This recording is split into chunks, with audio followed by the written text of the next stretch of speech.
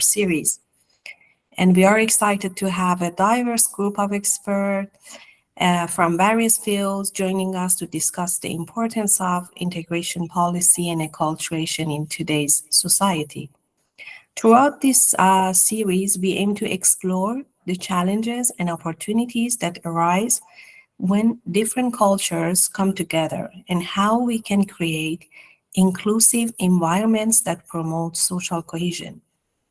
This series is supported by the International Association for Cross-Cultural Psychology, IACCP, a global organization dedicated to promoting research and understanding of cultural psychology.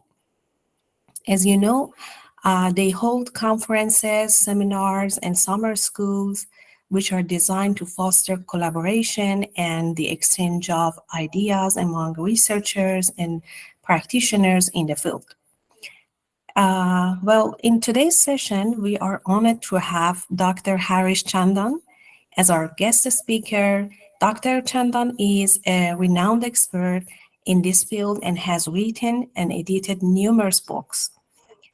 Some of his recent works include Implications of Marginalization and Critical Race Theory on Social Justice, Strategies for Cultural Assimilation of Immigrants and Their Children, Social, Economic, and Political Considerations, and a Handbook of Research on Applied Social Psychology in Multiculturalism. He will share his insights and strategies on how we can create inclusive environments that foster social cohesion, drawing from his years of experience working with various organizations and communities around the world. We are excited to learn from his expertise and engage in a meaningful discussion on this important topic. After his speech, there will be an opportunity for attendees to ask questions, participate in question and answer session, or share their experiences with us. This will allow for further exploration of these ideas presented and the chance to gain a deeper understanding of how to implement inclusive practices in our own lives and communities. Dr. Chandan, the session is yours. Thank you, Anita, for your kind introduction. And you mentioned the book, Strategies for Cultural Assimilation by Immigrants and Their Children, that was published earlier this year. You and Ali have a chapter in that book. So, buenas tardes to everyone who are in Spain. I'm joining you guys from Louisville, Kentucky, USA. And Louisville is the home of the famous boxer Muhammad Ali, and Kentucky Fried Chicken and Papa John Pizza. So many of you can relate to those probably. My cultural assimilation journey began when I landed in US from India in 1972, long time ago, to pursue my PhD. And my journey continues. It never ends. It's a dynamic process. So learning a new culture is, can I share my screen? Sure. We would be happy. How do I do that? There is a tab present now below of the screen. Okay. Next. Let me look. There was a note there that asked to join as a co-participant or something. So maybe, okay. So there is microphone, camera. Microphone is here. This is the headphones. Okay. Yeah, microphone, camera. And there is a face. Mm-hmm. And next to the face, there's a box. Yep. There is a box, and you should just press the box. Up arrow. Yeah. Okay. Yep. It says allowed to share screen. Okay, super. So I'm going to go into the presentation mode. I think you will enjoy that better. Presentation view. There we go. So learning a new culture is like getting to know your in-laws who are from a different country and you have never met them before. to understand cultural assimilation, we have to know what culture is. And then we will look at what cultural assimilation is, and we'll look at individual social factors that assimilation, including government policies. Then we'll look at some examples of cultural assimilation in Spain, USA, and Canada. Then we'll take a look at the chapters that we have in this book, Strategies of Cultural Assimilation by Immigrants and Their Children. There are 9 chapters, and we'll look at the topics that the chapters discuss. Then we'll look at the cultural assimilation and its effect on mental health. And we'll talk about dual cultural identity, how the cultural assimilation, puts a stress on individuals. And then we'll summarize the presentation, and we have some suggestions for future research. So what is culture? Culture is a way of life for a community, and it includes language, of course, cuisine, social behaviors, art. Yes? Yeah. Or did someone had a question? No, I think the question will be at the end of the presentation. Okay, super. So the culture includes language, cuisine, social behaviors, art, literature, music, heroes, symbols, and we'll look at some examples of those. Religion, festivals, architecture. So it's a lived experience. You have to live in it to learn the culture. And you learn culture from society and from your parents, teachers. And another definition of culture by Hofstede is it's a collective programming of human mind by which one group of people distinguishes itself from another group. And each country has different cultural values. Like Spain has different values than US or India. And the rituals, heroes, festivals, like in US now, there is a Halloween festival coming up. I don't know about Spain, if they have that. Symbols, religion, customs, food, and weather. There are 6 dimensions of national culture. And then culture has several layers. And the most visible, the outermost culture, is the clothing, symbols, monuments, food that you can see. The second layer is the heroes, public figures, popular culture like Superman, dances. And the third layer is rituals. And we'll see examples of each of those. And fourth, innermost layer is the values that are invisible. And again, values you learn as you're growing up from as a child. So here is the clothing. You can tell that this dress this is from India.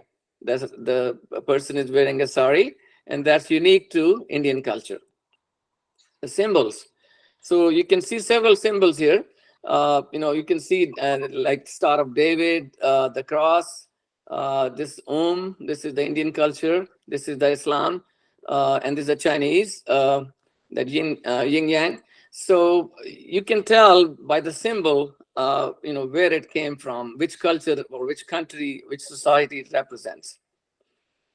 And again, the symbols, this is from Greece. So we saw that, we have seen 2 of these. And now let's look at the heroes. This is the American Superman. And this is in Spain, you can relate to it, the bullfight. And this is culture of India. You can see the dances. And this is some African dances. And this is the Native American dance, and with their costumes. So we saw there are 4 layers of culture, and the values are so here's the example of a ritual. This is from India. They're doing what they call is the havan, is So religious ritual. So values are not visible. It's what person believes that is acceptable and what isn't. Transmitted by parents, family, teachers, environment in which we grow up. And values we acquire by the age of 10 to 12 years. So as you know, growing up is very important exposure to culture so that you can assimilate those values. Some examples. So cultural values are the collective representation of what is considered important and valuable in a culture. And some examples are, like in US, arrival on time for a meeting is very, people adhere to that. But you go to India, the most important guest comes maybe 15 minutes late, and that's acceptable. Respecting elders in Indian culture is very valuable. You always respect your elders. Value family, individualism. US is a very individualistic society. Japan is very collectivist society where they always look at the interest of the whole group. So there are six dimensions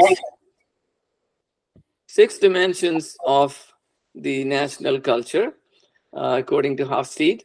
So they have list. You can go on their website and look at for each country they have the values.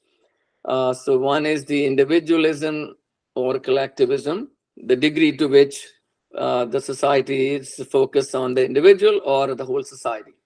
A power distance, masculinity, femininity. This is essentially how the gender roles are, whether they are equal or they are different. Uncertainty avoidance, long-term versus short-term orientation, and indulgence and restraint. We'll look at quickly each of them. So individualism versus collectivism. In countries high on individualism, people feel independent as opposed to being interdependent. In countries high on collectivism, people emphasize the obligations they have towards their society. Example of high degree of individualism, USA.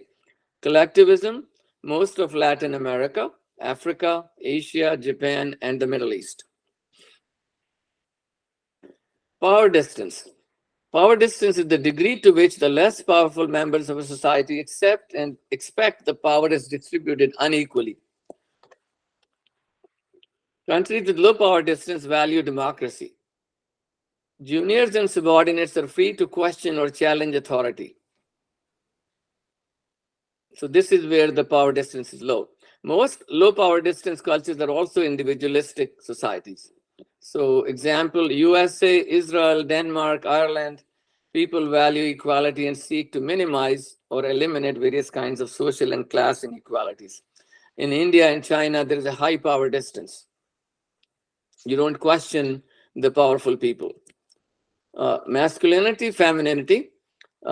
Masculine, they are essentially representing the role values. Men are assertive, tough, and focused on material success, achievement, ambition, power. Women are modest, tender, focused on compassion, improving the quality of life for the family. And examples are masculine is USA, Mexico, Italy, Japan, and Australia. Feminine is Norway, Denmark, Sweden. You see gender role equality, men doing the same things as women do, or women doing the same things as men do. Uncertainty avoidance, degree to which members of a society feel uncomfortable with change, uncertainty, and ambiguity. So this has to do with change. Anxiety and distrust in the face of the unknown. Fixed habits and rituals. So high uncertainty avoidance, Spain is one of them, and low is China. That means that you want to keep the same.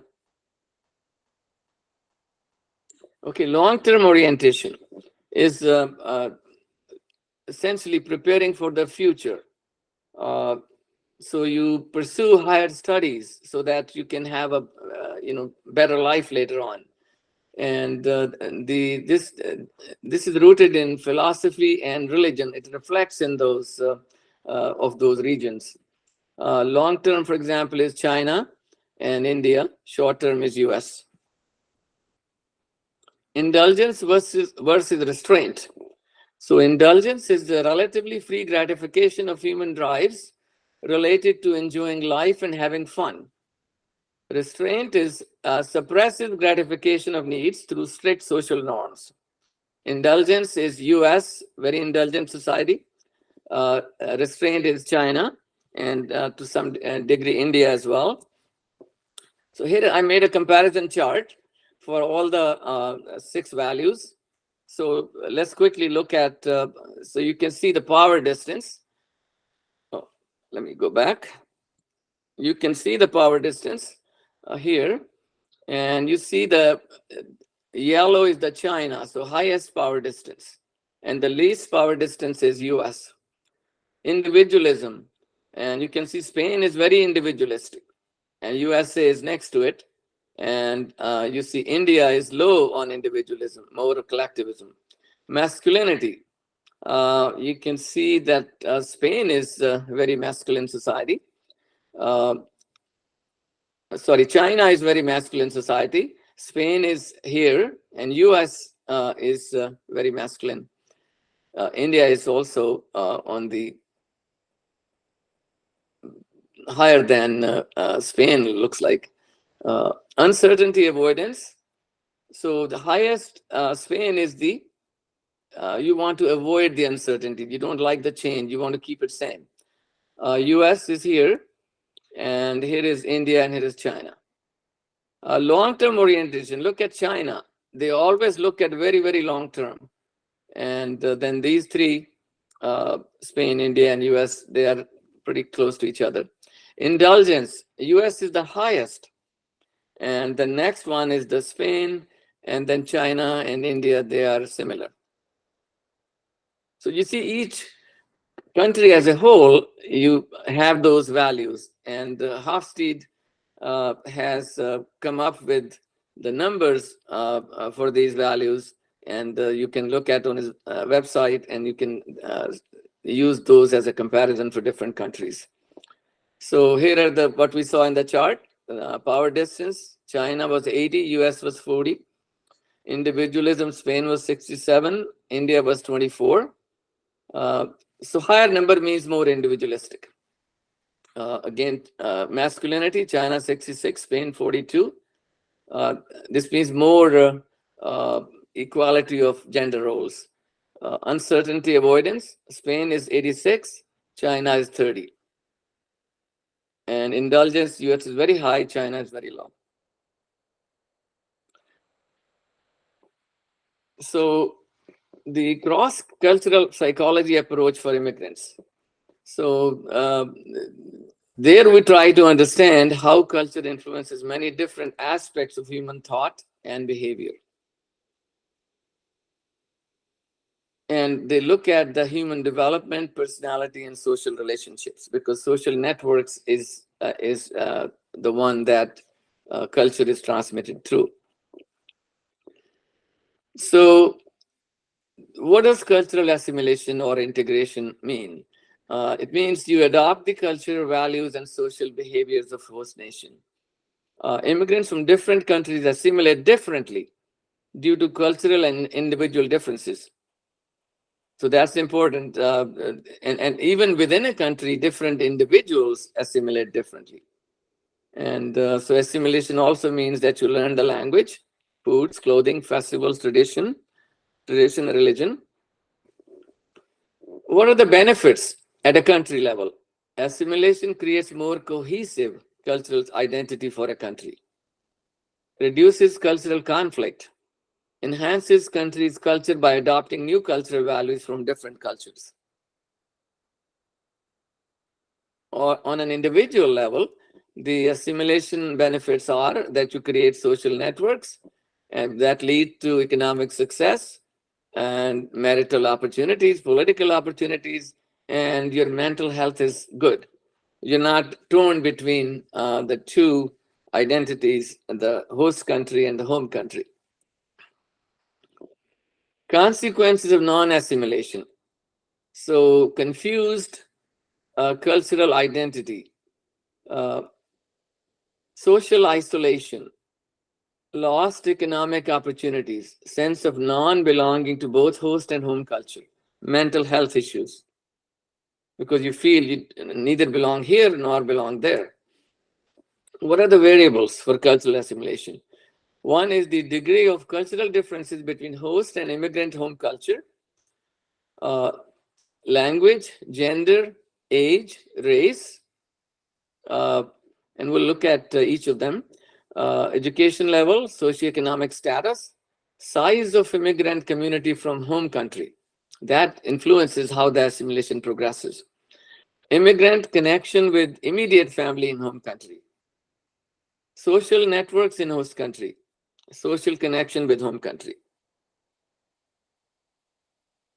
So what are the different groups? You have the legal immigrants, then there are illegal immigrants, refugees, and then native people whose country has been conquered by a different nation with different culture, like American Indians in US, for example, and similar thing in Canada.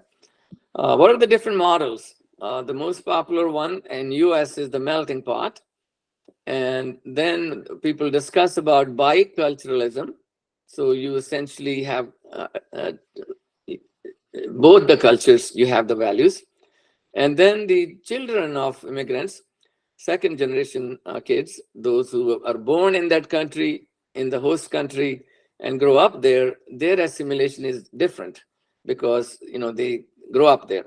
And then there's something called forced assimilation that happened in US and Canada, and I will just show some pictures of that, which is it's not continuing anymore, but it was there early on. So what is melting pot? Each generation becomes more and more similar to the dominant culture. Children of immigrants may keep some of their parents' traditions. Subsequent generations more likely to lose elements of their grandparents' culture. Eventually, everyone shares the same Anglo-conformist culture. So that's the melting pot. Then people also talk about lifespan developmental model, which is assimilation and accommodation. So assimilation is prevailing culture growth as diverse cultural identities groups adapt and adjust for contextual fit. Involves the process of assimilation, which is the growth process, and accommodation, that's a change in the cultural cognitive area. Cognitive assimilation is construct growth for internal systems. This is modeling people have done, and I have the reference here, Rutherford. Cognitive accommodation is the construct change for external and environmental fit. Cultural accommodation is defined as prevailing culture change to fit plural cultural groups' identities, traditional practices, and beliefs. So what is the acculturation process? It causes stress because you're dealing with a change. Due to culture gap, it impacts the mental health of the individual. The acculturation process is a mutual process, affects both the host and the immigrant groups. And there are individual differences between immigrants from one country and between immigrants from different countries. Barry has contributed a lot about the acculturation process. And he talks about 4 different models: integration, assimilation, separation, and marginalization. So what is acculturative stress? Emotional challenges of adapting to a new culture, cultural difference between host country and home country, varying degrees depending on choice, whether you came or you were forced assimilation, generation, socioeconomic status, race, gender, age, and education level. The race comes in, say people from Europe who came to US, they had a different experience than people who came from China and India because they look different. Even though race is a social construct, but since they look different, their assimilation experience was different. Now, I quickly want to go through these individual factors that affect cultural assimilation. One is the so-called cultural intelligence, and people in the strategies for cross-cultural marketing in business, they talk about this. You can measure it just like IQ. Then emotional intelligence and EQ, and cognitive intelligence, that's the IQ, and then personality characteristics. All these individual factors that affect assimilation. So CQ has four factors: drive, knowledge, action, and strategy. And you can measure it. Say, for example, strategy would be awareness and ability to plan for multicultural interaction. So you are actually, you have a strategy. Drive is level of interest, persistence, and confidence during multicultural interactions. Knowledge, understanding about how cultures are similar and different. Action, ability to adapt when relating and working in multicultural contexts.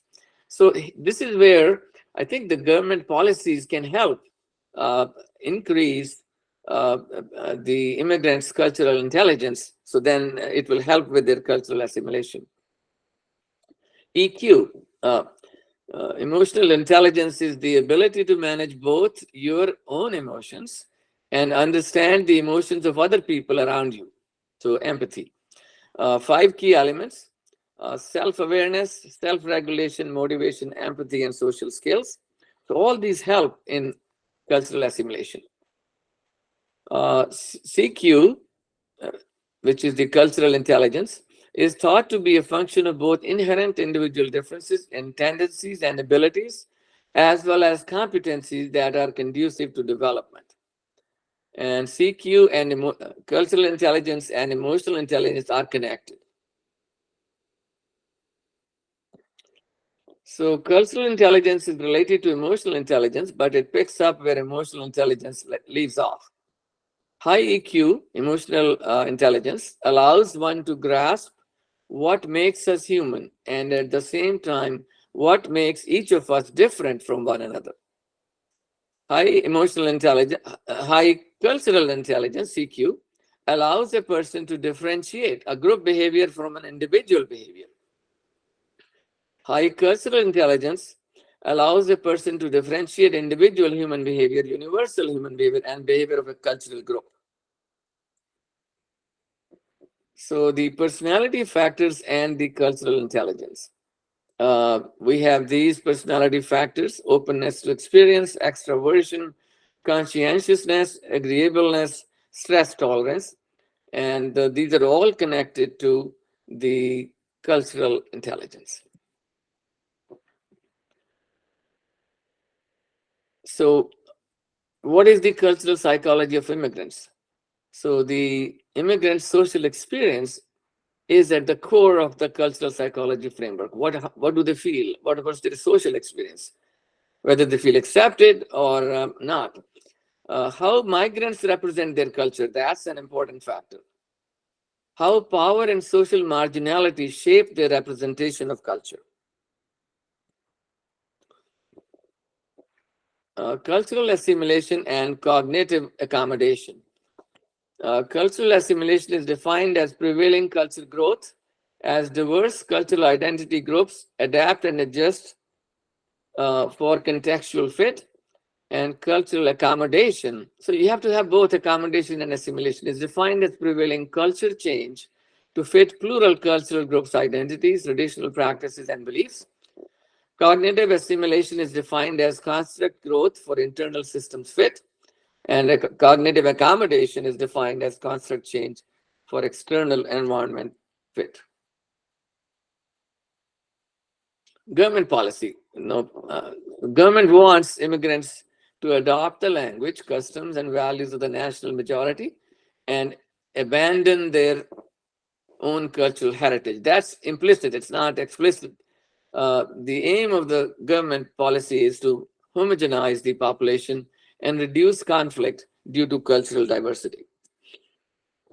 Now in US, many historians have argued that the US government believed that if American Indians did not adopt European American culture, they would become extinct as a people.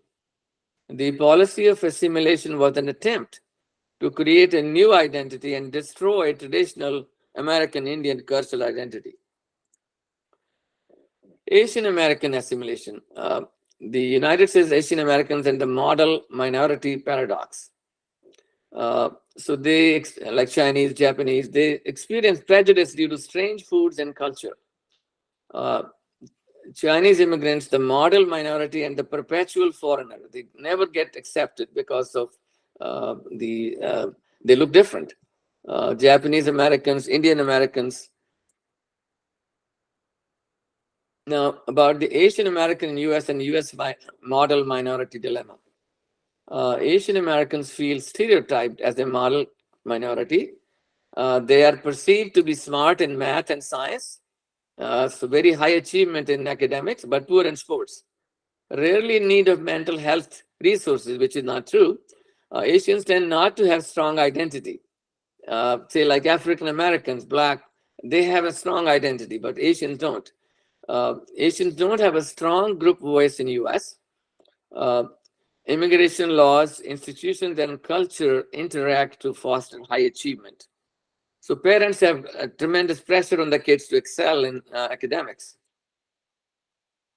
So here is a publication that they studied the assimilation dynamics of an Indian community through ethnic bonding.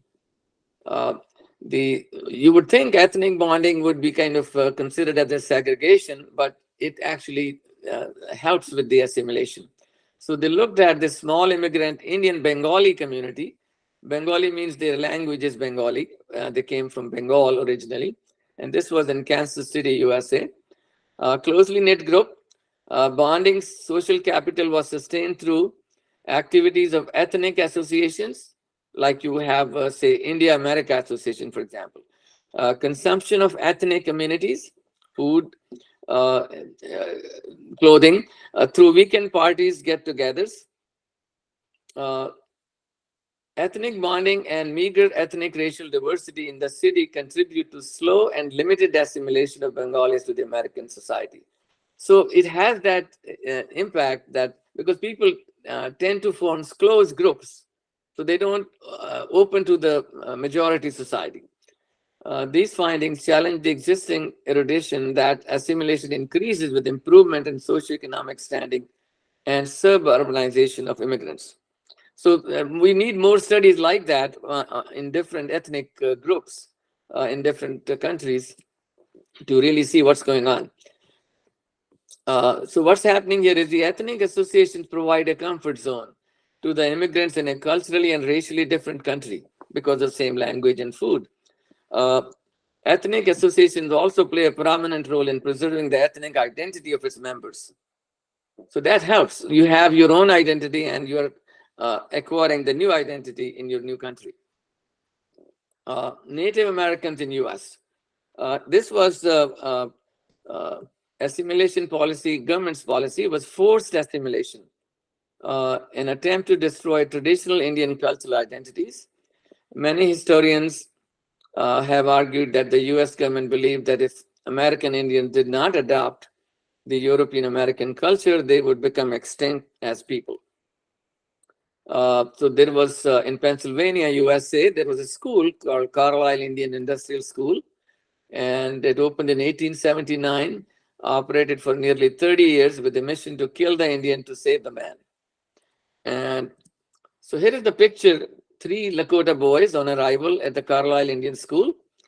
And the same 3 boys begin the process of deculturization at Carlisle Indian School. Look at their, how they're dressed.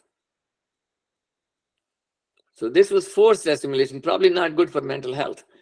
It happened in Canada as well. They had residential schools, and until actually till 1997. It was mandatory for indigenous children to attend residential schools. They had no other legal options. And 150,000 children affected with this forced assimilation. In Spain, Spain achieved the integration of more than 6 million immigrants. The working age population of immigrants increased from 3% to 15% between 1998 and 2008. So here is the reference there. So we have in Spain, we have Latinos, Eastern Europeans from Romania, Moroccans. Latino immigrants, the smallest cultural gap due to common language. Latinos are the group with patterns of behavior closest to those of natives, followed by Eastern Europeans. Moroccans face the largest cultural gap. Morocco is an eminently Muslim country with low average education levels relative to Spain. Latinos, the group with the shortest cultural distance to Spanish social norms, have assimilated the most. Moroccans have assimilated the least. The main difference seemed to reflect differences in education levels. Years since migration and education are important determinants of economic and cultural gaps. Romanians. Romania has a Latin-based language, Romanian, and a traditionally Christian population, Eastern Orthodox. Education levels of Romanian immigrants are roughly at Spanish levels. The marriage penalty for females, Moroccans are the group with largest gaps relative to natives. Employment rates of immigrants tend to be higher than those of natives, but immigrants are much more likely to be employed in low-paying occupants. Biculturalism. So this is the paradox for immigrants. Not culturally split or a combination of two cultures. Choose this one or that one. A personal blend of one's cultural heritage and lived experience can be framed as reconciliation of cultures, a combination of two cultures, not feeling culturally split. So you have a host culture identity and a home culture identity. What are the benefits? Biculturalism leads to higher self-esteem, less anxiety, less depression, and better family relationships. Fully assimilated people may experience worse outcomes. Rather than fully assimilating, it's possible to integrate elements of multiple cultures and create something unique that's satisfying for you, for each individual. Multiculturalism. It promotes cultural diversity. Many different cultures live together. No official culture that every person must be a part of and decided by people in charge. It can undermine national unity, hinder social integration, hinder cultural assimilation, fragmentation of society into several ethnic factions. I guess examples are in US, Europe, Canada, and Australia. We try to avoid multiculturalism. Segmented assimilation. Different immigrant groups assimilate into different parts of society. Socioeconomic status determines what section an immigrant has access to when they arrive in a host country. Some follow a classic assimilation model, while others end up assimilating into poorer parts of society, which leads to fewer opportunities. Again, in segmented assimilation, you assimilate economically and retain many home cultural values. Sociologists focusing on the segmented model tend to study second-generation immigrants. So cultural assimilation is influenced by race, ethnicity, and religion.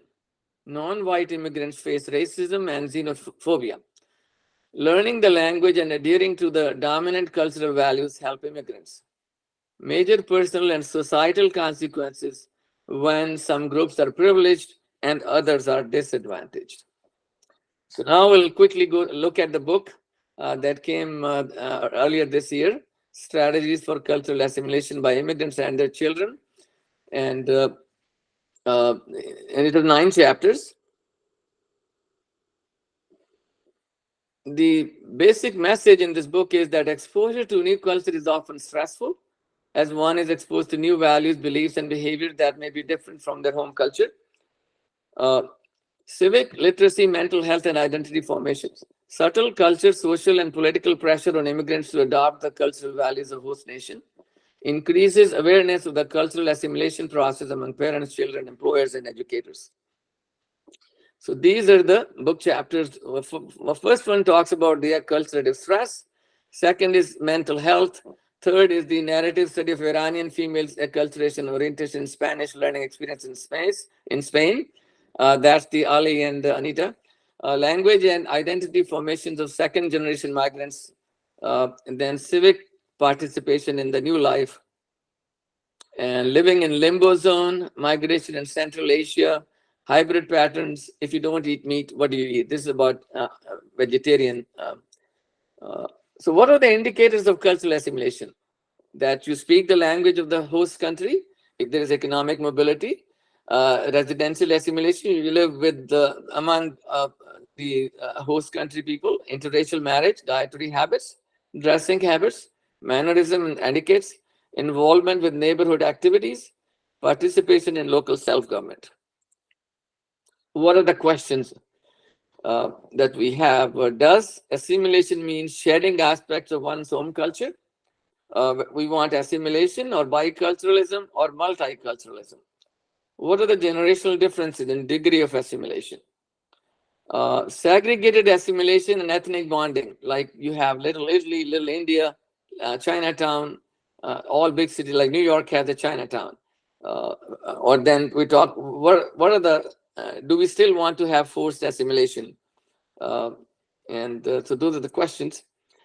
To summarize, cultural assimilation means that you adopt host country's language, customs, and culture, cultural values, assimilation and integration. Then host country social networks promote cultural assimilation and offer social, economic, and political benefits. For example, if you volunteer at some American organizations, then you get kind of experience with the host country's culture. Cultural assimilation good for mental health and new identity. Dual identity formation. It's okay to have host country and home country identity. You don't want to forget totally where you came from, because it's good for mental health and happiness. There is continuity of identity. Host country government policy can promote cultural intelligence of immigrants and their assimilation. Some ideas about questions for future research. Are bicultural people happier than fully culturally assimilated people? Second question, do men culturally assimilate to a higher degree than women? Number 3, are bilingual immigrants happier than immigrants who speak one language only of the host country? Fourth, and I'm sure there are many more questions, what factors make cultural assimilation easier for second generation immigrants than first generation? So I think that's all I have. And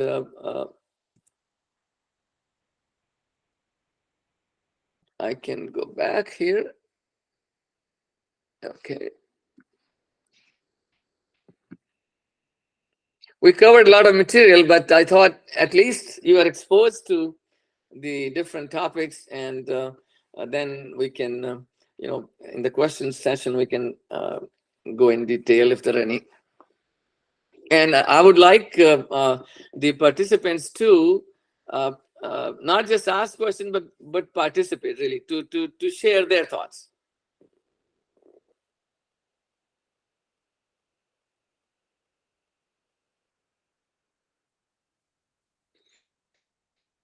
Okay, Ali and Anita. Thank you. Thank you, Dr. Chandan, for your insightful speech. Your expertise and knowledge on this topic have provided us with valuable insights and practical strategies for promoting inclusivity. We appreciate your effort in helping us understand the importance of choice of acculturation, integration, assimilation, which one is better, and their effect on our life and our community may be positive or negative. Regarding your speech, I myself have lots of questions. However, I would like to open the floor for the others, for the attendees to ask their questions and engage in the meaningful discussion with Dr. Chandan. And if you would like to ask a question or share your experience with us, you can raise your hand or type your question in the chat box.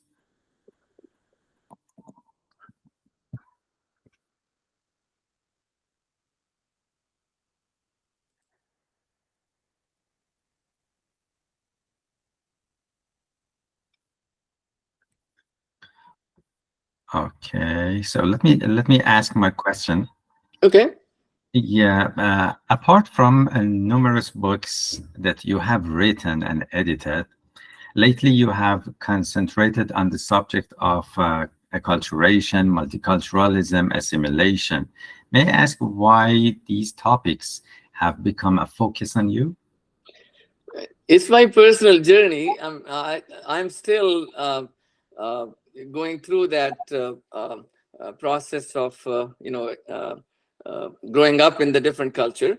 I have been in US more than 50 years, but still, you learn every day new things. Yeah. And how crucial you think are receiving countries' integration policies for assisting migrant in integration or even assimilation into the new society? I think they are very critical. If the immigrants feel that the government supports them in a not a very visible way, but providing them with opportunities to see what cultural differences are and how they like increasing the cultural intelligence, for example, for the immigrants, then they feel welcome. Yeah, we see most of countries, the countries that are receiving countries actually, are working on their integration policy every day, and they are trying to improve their integration policy. So, for example, in Spain, some years ago, they didn't have, lots of these benefits for migrants that they have today. But nowadays, living as a migrant in Spain is much easier than, for example, 15 years ago. Other countries, I think, is the same, and they are trying to work on their integration policy. Let me see if there are some questions in the chat box. Someone asked, I admit not being completely up to date, so I'm curious whether assimilation is now seen as a healthy. In Barry's work, the conclusion is that integration or bi-multiculturalism is the healthiest alternative. Has this changed? So I think Charity Van Delft, if I'm pronouncing correctly, asked about the difference between assimilation and integration. Which one is better choice for migrants? Yeah, I see Charity on the screen. The multiculturalism is still not the most accepted. So at least in US, I can only speak for US. Now, what's the experience of other people from say Spain or from different countries about multiculturalism? For assimilation, we can say, for example, people who try to assimilate forget their own culture or cultural values and try to learn the new cultural values and new cultural traditions. But integration, at the same time, they have the both cultures and they try to pick up the ones that they like. For me, based on the studies I've done, integration is somehow more acceptable than assimilation, or it is easier to achieve, because assimilation, it is so difficult because you have to be 100% assimilated to the social behavior, to everything of the new society, and this is somehow very difficult. But integration is much more easier. Yeah, and also it is healthier for the individual. Yeah, because it they is don't healthy. feel that they have lost their identity. They have two identities, or many identities, maybe even. Like you like Mexican food, you like a different kind of dance. So yeah, exactly. And we have another question. How important is cultural assimilation into communication in today's world? Yeah, the relation between assimilation or integration and communication. Yeah, that's very important, especially people are working remotely. So you have meetings from people from different countries, and the cultural aspect comes into play in those meetings remotely. In fact, my next book is coming up about this is the challenges of teleworking for managers and employees. We already have 10 chapters, 12 chapters actually have come in. So we'll be finalizing that this year sometime, or maybe early next year. So the culture comes even remotely. In remote meeting, it plays a role. Yeah, thank you so much. And I think one of the participants had a question. I don't know. Maybe she wants to ask. She wants to ask Dina Fard. I saw that. Yes, I just wanted to answer Shannon's questions because he asked if another country's integration is accepted or not. And because I'm from Germany, I know that integration is not accepted. Also, assimilation is more accepted. Yeah, that's just what I wanted to add. Yeah, I think Germany is more of it's more like US or maybe the my impression of Germany is that they want to and France is similar. They want to you to be completely like them. Yeah, thank you. And another question is from Mohammed Javid. How does the concept of cultural assimilation differ in Western and Eastern countries? I guess the basic process is is similar, but for example, if I want to live in China, I can learn the language, but it's because of the food, because of the other cultural variables. It's very difficult to assimilate and be a part of the Chinese culture. Exactly. Thank you so much. Excuse me, one of the participants asked that if the participants can have a copy of the presentation of Professor Chandan. Sure. Thank you. I will email you my. I found some typos, the one that I sent you earlier, so I'll send you the latest one so you can share that. Yeah, and I'll be glad. I'm welcome any comments from any of the attendees and any questions. It's very helpful. You learn. That's how you learn.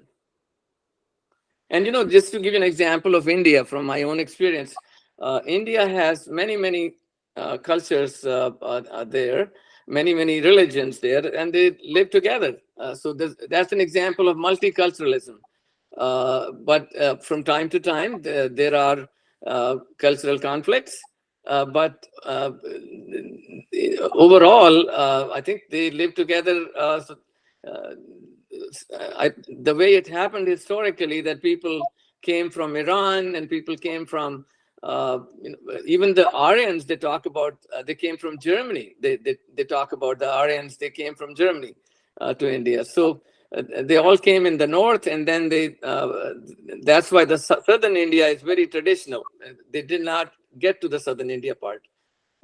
People in the north are more kind of assimilated, or more they have more Western values than the people in the south. Thank you so much. In order to provide our audience with a valuable opportunity to publish their work in an open access journal free of charge, actually, Eruditus Publishing is collaborating with us in this session, and I may copy their website for you to be able to catch them if you are interested. Mm-hmm. And At this moment, I want to thank Dr. Chandan for his speech and our participants for their engagement, their active engagement in this session. And I hope this session has provided valuable insights and the importance of acculturation and multiculturalism in today's society. Regarding the certificates of attendees, please note that it will be emailed to you in 2 weeks, within 2 weeks. And if you have any further question or if you are not sure about your full name, please email us. You can email me or you can send an email to Anita and write your full name to be sure that your name will be written correctly in your certificate. And thank you for the opportunity, Ali and Anita. And the audience, thank you for listening and asking questions, because that's how I learn from you. Thank you so much. Thank you, everyone. And Ali, do you think we want to have a picture for LinkedIn? Yeah, I think if it is possible for everyone to turn the cameras on, we can take the photo together and we can share it on LinkedIn if you prefer.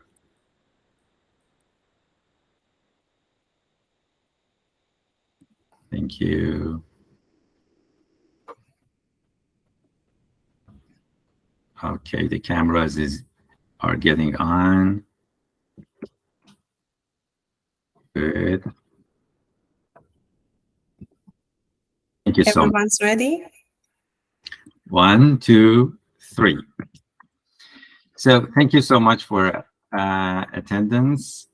And I hope to see you next month, more or less the same day, with another speaker, and we try to learn together and enjoy the sessions. Thank you, everyone. Thank you, and good luck Dr. on your PhD Chandan. journey, guys. Have a Bye. nice weekend. Thank you. Bye. Thank you. Yeah, bye-bye. Bye-bye. Okay, bye-bye. Thank you all.